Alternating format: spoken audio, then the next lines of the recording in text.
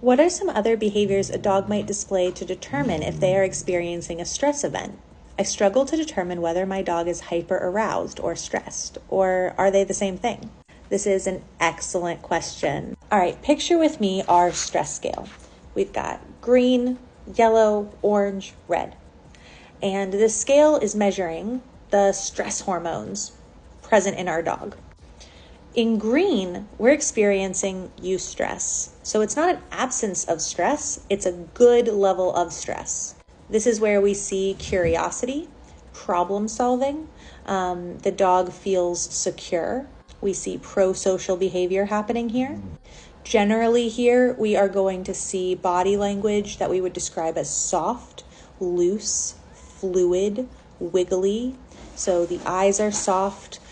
We aren't seeing lips pulled back long or shortened. They're sort of just relaxed in the middle of the face. The mouth is a little bit open or gently closed. If the dog is standing, we see pretty even weight distribution. If they're in motion, the tail is moving with the body rather than being held really stiffly. It doesn't have to be wagging. And there are other signs that our dog is easily in their thinking brain.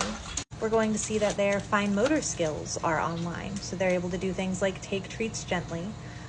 They're processing information easily. So they're going to be able to respond to well-known cues like their name without a big delay.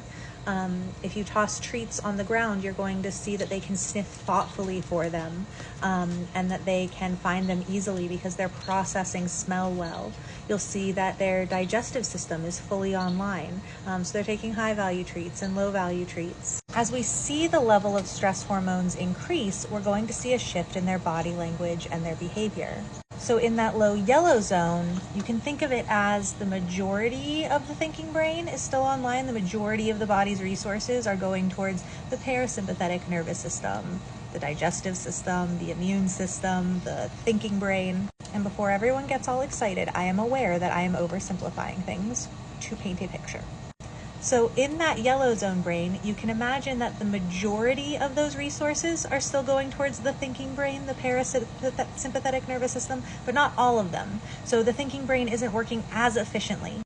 Now, our scale is measuring the level of stress hormones, not the feeling under them. So up through yellow, let's say, our dog could still be experiencing positive emotions.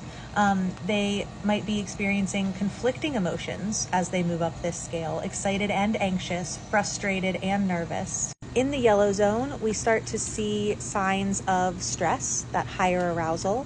So we might see things like uneven weight distribution, leaning forward or back, or a C curve in the spine as they turn to the side, ballerina feet where they're kind of standing uneven. We might have paw lifts. We might see lip licking, yawning.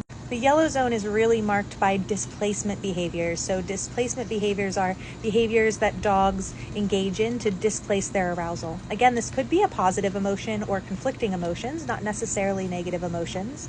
And so these are behaviors that dogs might normally perform, but they're being performed out of context. So you come home and they go drink all the water they've had access to all day, or a visitor comes in and they grab a toy, sniffing, licking. We're like, why are you licking the furniture? Why are you sniffing the bookshelf? Activities like sniffing, licking, chewing, drinking water are likely going to support the dog in coming back down on a physiological level. They're releasing endorphins, they're slowing the heart rate. Dogs can also engage in displacement behaviors that don't serve them super well, running, pacing, jumping, that are actually increasing their stress hormones as they engage in those behaviors. In those instances, we want to try to support the dog in moving away from the stressful thing and coming back down by engaging in more helpful displacements like sniffing.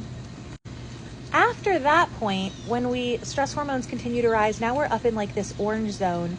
This is really where we start to see physiological signs of stress: dilated pupils, excessive shedding and dander, panting from an elevated heart rate, tension ridges on the forehead, long lips, pulled back into what very unfortunately looks like a smile, a scooped spatulate tongue. We might see that the tail is wagging here, but it's a narrow wag or it's a very high wag. Remember, a tail wag doesn't mean the dog is happy. At that point, even if we started out with positive emotions, we're no longer having a good time. And that's what we start to call hyperarousal, particularly when that's a chronic state for the dog. And then if we go beyond that, we're in the red zone. That is a full switch over, so to speak, for the sake of this this visual, into the red zone brain, limbic system, sympathetic nervous system. Orange is about gearing up for a fight, flight, fawn, freeze, fidget response. Red is now we're there, and we could see one of those 5 responses. Fight and flight tend to be pretty obvious. Fawn, fidget, and freeze are sometimes harder to identify. And so, in short, when we talk about hyperarousal, we're usually talking about that chronic or sustained state of higher than good stress. And at that, it's kind of like the nervous system is in constant fight or flight.